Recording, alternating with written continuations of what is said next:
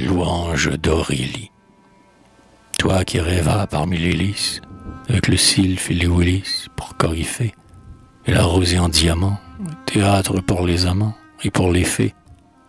Je sais, poète du roi Lear, une femme qui fait pâlir toutes les flammes dont ta noble main couronna Juliette et Desdemona, ces blanches âmes.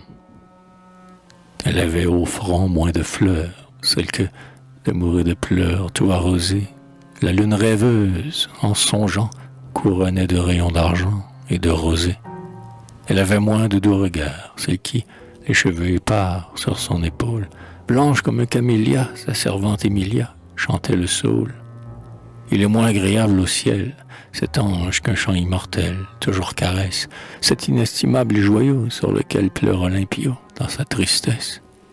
Et toi, mon maître, ô fier ronsard, enthousiaste du doar, amant d'Hélène, qui jadis nous émerveillait sur les roses et les œillets de son haleine. Celle que je chante en ces vers, tu donnais, sous tes lauriers verts, plus de délire qu'il n'en fallut pour mettre au jour les 100 filles de ton amour et de ta lyre. Car cette maîtresse aux beaux yeux, dans un poème harmonieux, n'est pas éclose, ni dans ton marbre Ophidias, ni dans les grands yeux de Diaz, ivre de rose. C'est une femme aux yeux plus doux, vivante et qui peut, comme nous, dire « je t'aime », mais qui sur son front sidéral porte le rythme et l'idéal comme un poème.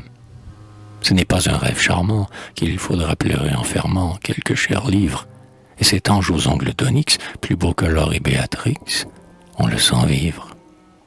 On entend, parmi le satin, battre son cœur sous son beau sein, dans sa poitrine.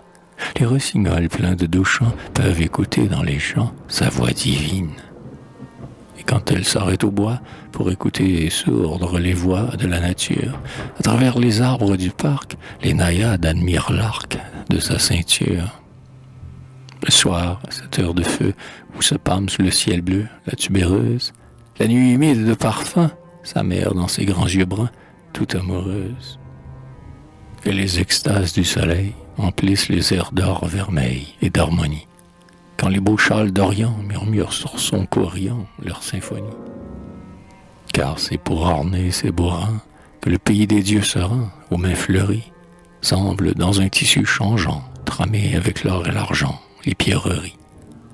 Ô beau songe, sonnet vivant, calice entrouvert que le vent jamais ne fane.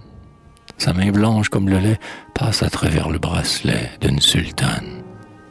Je vois sous les pâles duets ses veines couleur des bleuets et des pervenches, ses ongles dignes de silice, ses bras aussi blancs que les lys, ses mains plus blanches.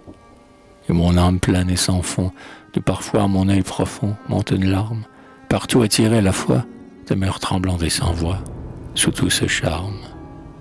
Tels nous sentons, irrésolus, de vivants désirs, qui n'ont plus rien de physique, couler en nous comme des flots, avec le rythme et les sanglots de la musique.